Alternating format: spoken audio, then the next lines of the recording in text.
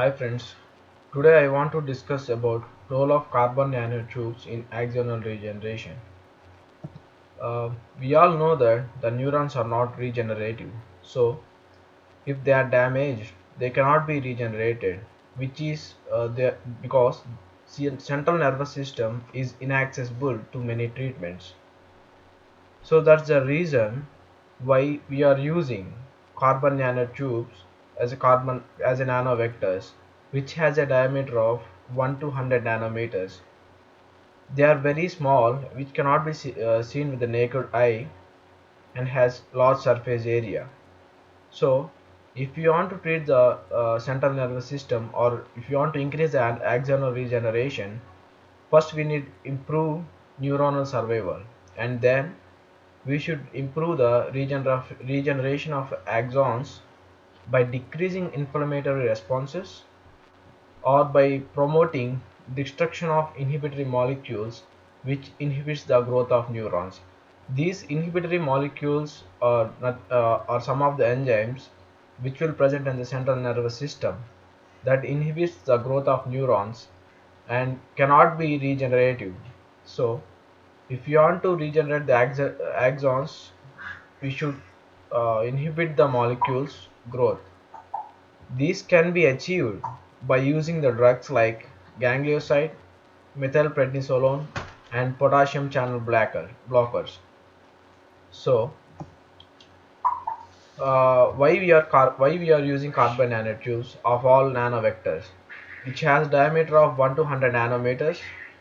Carbon nanotubes or the nanoholders can deliver drug to the targeted area because they are very small and has large surface area.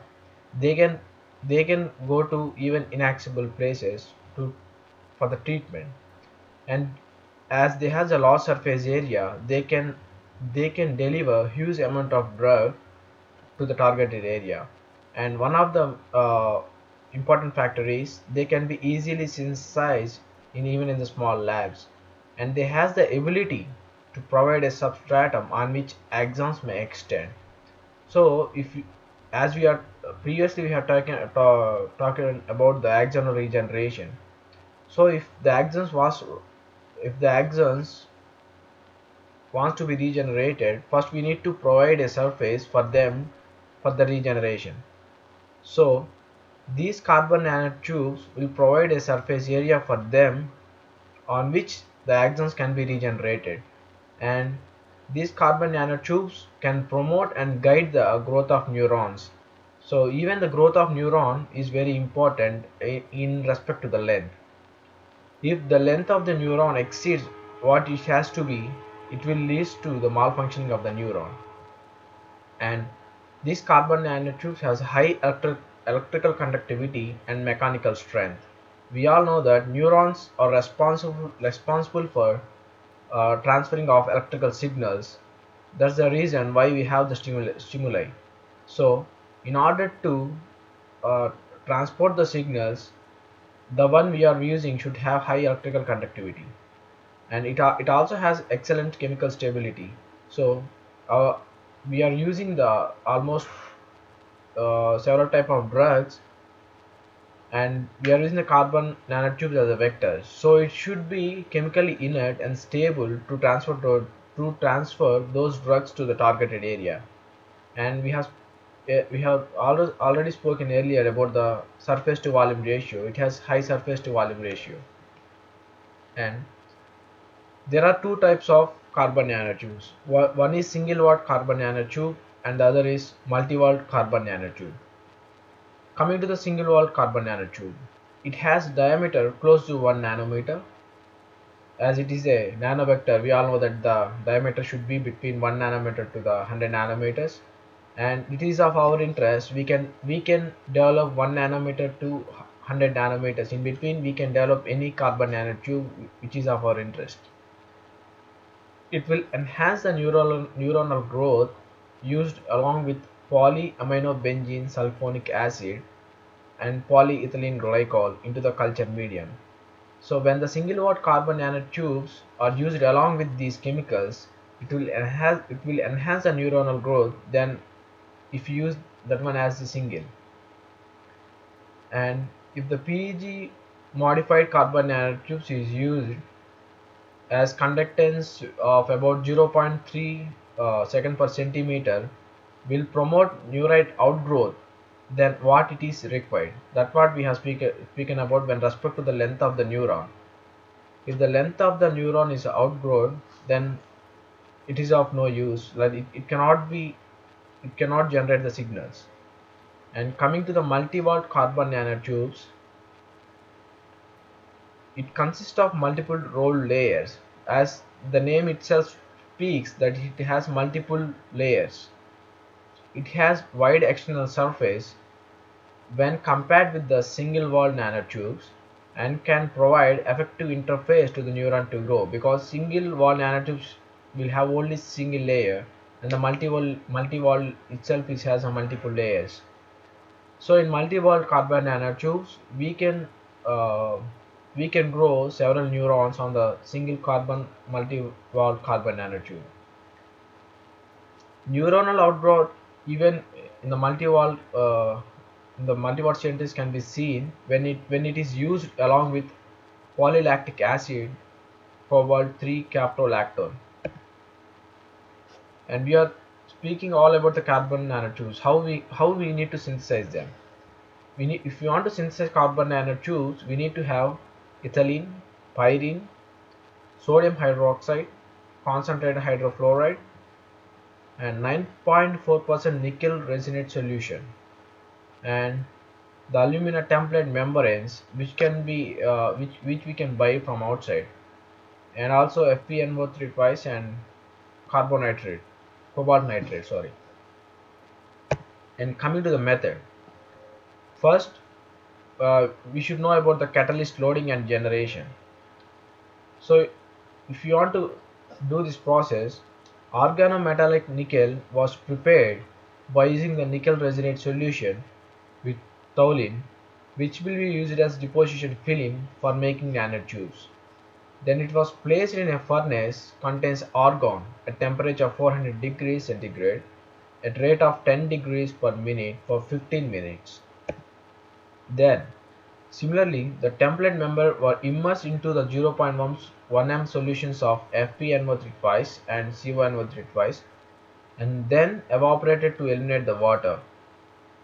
These were kept in furnace at 580 degrees centigrade for 3 hours with hydrogen gas in order to produce Fe or cobalt inside the membrane. And coming to the template membrane was placed on the right angle platinum grid in chemical vapor deposition reactor.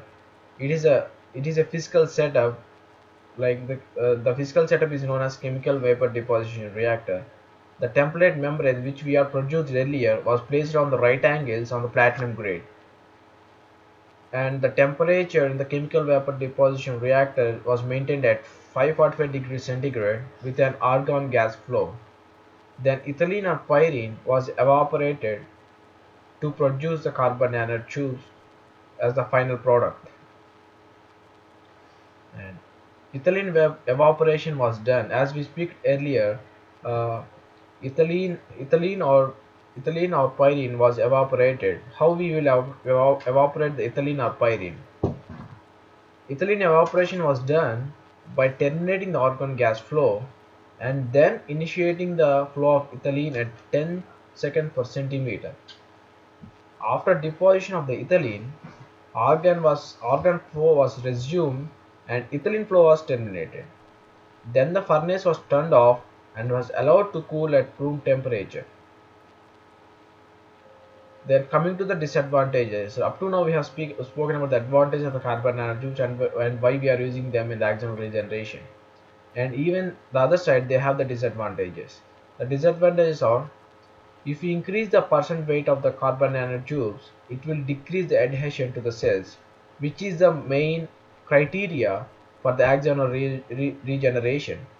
The adhesion is the main criteria in the axonal regeneration, because the, the axons should be adhesive to the carbon nanotube surface, then only they can grow. If there is no adhesion, there is no point of axonal regeneration. Even intracellular uptake is not possible. Multi Multi-walled nanotubes will induce lesions known as granulomas in humans. They suppress potassium channel blockers, which impacts electrical signaling of neurons. And, and now we will see their application in different fields. Coming to the environmental, they use it in preparation of solvents and also composite filters.